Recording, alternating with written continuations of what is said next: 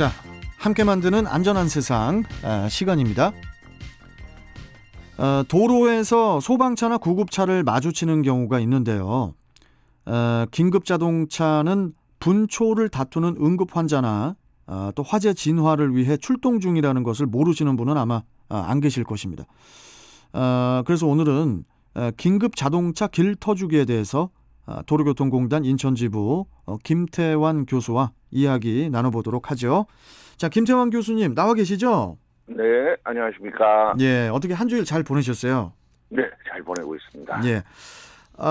긴급 자동차의 통행로가 제대로 확보되지가 않아서 환자의 생명이 위협받는다는 언론 보도를 접하게 되는데, 이 긴급 자동차 통행의 가장 큰 문제점은 뭐라고 보십니까, 교수님? 네, 일단은 자동차의 대수가 너무 많이 증가를 했고요. 네. 교통량의 증가, 그리고 또 주택가 이면도로의 불법 주정차, 그리고 국민들이 긴급 자동차에 대한 양보에 대한 의식이 조금 아직 부족하다. 그리고 긴급 자동차에 정말 환자가 타고 있는지 믿을 수 없다. 뭐 이런 순으로 조사가 됐습니다. 긴급 자동차 관련에 대한 그 설문조사를 해봤는데요. 양보를 하지 않는 이유로 첫 번째가 물리적으로 피할 수 있는 공간이 없다. 두 번째가 진짜 위급 상황인지 믿을 수 없다가 35.9%가 나왔어요. 믿을 수 없다도 은근히 많이 나오네요, 퍼센트가. 예. 그리고 뭐 다른 차들도 피하지 않는다. 그리고 마지막으로 어떻게 양보하는지 방법을 잘 모르겠다 등으로 조사가 되었습니다. 예. 그 골든 타임을 지키면은 피해를 최소화할 수 있다고 하는데, 이 골든 타임은 정확하게 어떤 걸 의미하는 겁니까? 네, 골든타임은 응급 상황에서 인명구조 조치를 하기 위해서 초기 집중 대응 시간을 의미하는데요. 구급차나 소방차가 차고지 출동부터 현장 도착까지의 시간으로 정의하고 통상 5분을 의미하는데요. 심정지 또는 호흡곤란 환자의 경우에는 4분에서 6분 이내에 응급처치를 받지 못할 경우에는 뇌손상이 시작돼서 소생률이 크게 떨어지게 됩니다.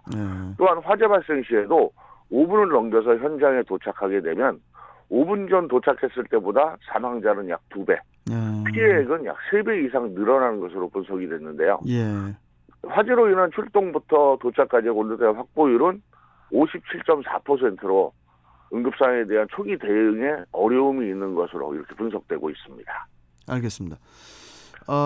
신속한 출동을 위해서 그 도로교통법에서 긴급 자동차에 대한 우선 통행 그리고 특례도 규정을 또 하고 있지 않습니까? 네, 도로교통법 제29조 긴급자동차의 우선 통행에서 긴급하고 부득이한 경우 도로의 중앙이나 좌측 통행을 허용하고 일시정지하지 않을 수 있다라고 되어 있습니다. 더불어서 제30조 긴급자동차에 대한 특례에서 필요한 경우 속도 제한, 앞지르기 금지 방법 제외, 끼어들기 금지 규정을 적용하지 않습니다. 또 긴급자동차가 본래 긴급한 용도로 운행하는 중에 교통사고를 일으킨 경우에는 그 긴급활동의 시급성과 불가피성 등의 정상을 참작해서 형을 감경하거나 면제할 수 있도록 이렇게 하고 있죠. 그런데 이제 이러한 그 특례에도 불구하고 그 주택가 이면도로에서 그 주정차 차량으로 인해서 긴급자동차가 진행을 하지 못하는 그런 상황은 물론 또 평소에도 그 불법 주정차로 인한 통행에 불편을 또 느끼는 그런 상황도 있거든요. 네네. 지난해 그 소방방재차의 구급자동차 이송 인원의 절반이 가정과 주택가에서 병원으로 이송된 경우라고 합니다. 즉 좁은 도로나 이면도로 또는 골목길을 이용하는 경우가 절반 이상이라는 얘기인데요.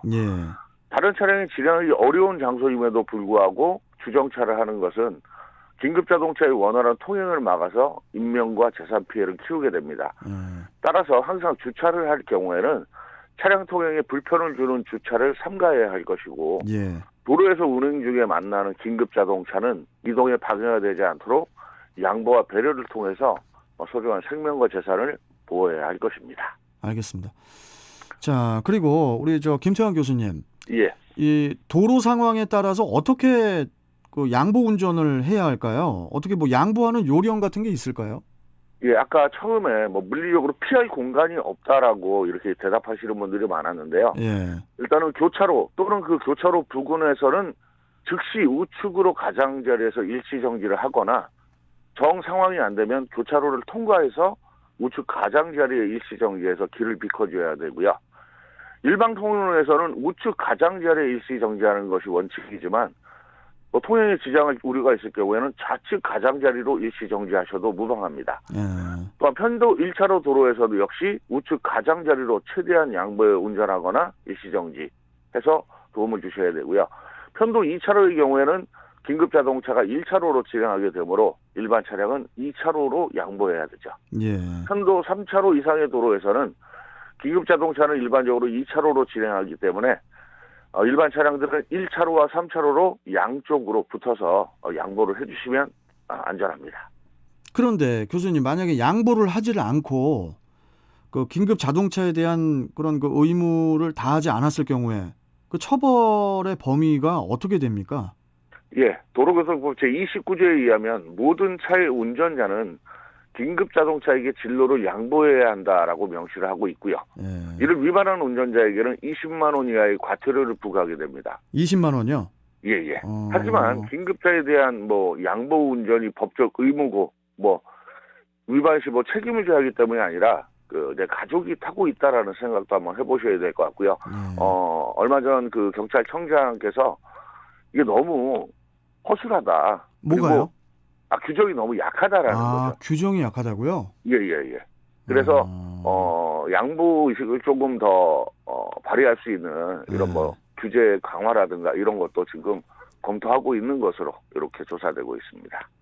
저는 그 규정이 약한 거는 저는 다른 그 부분이 약하다고 봐요. 뭐냐면은 예. 긴급 차량을 아주 얄밉게 무슨 이렇게 바짝 달라붙어가지고 따라다니는 차가 있어요. 뒤에 바싹 달라붙어가지고. 예, 항상 고속도로 달리다 보면. 진짜 나 진짜로 깜짝깜짝 놀래요. 그런 차들 보면. 예. 그런 차량들이 벌금을 좀 많이 과태료를 부과를 해야 되지 않나 이런 생각도 들거든요, 교수님. 네, 일단은 얄밉기는 하겠지만 중요한 것은 그 긴급 자동차가 신속하게 통행할 수 있도록 그렇죠. 다른 차들이 양보해 주는 것이 일단은 가장 중요하지 않을까라고 생각을 합니다.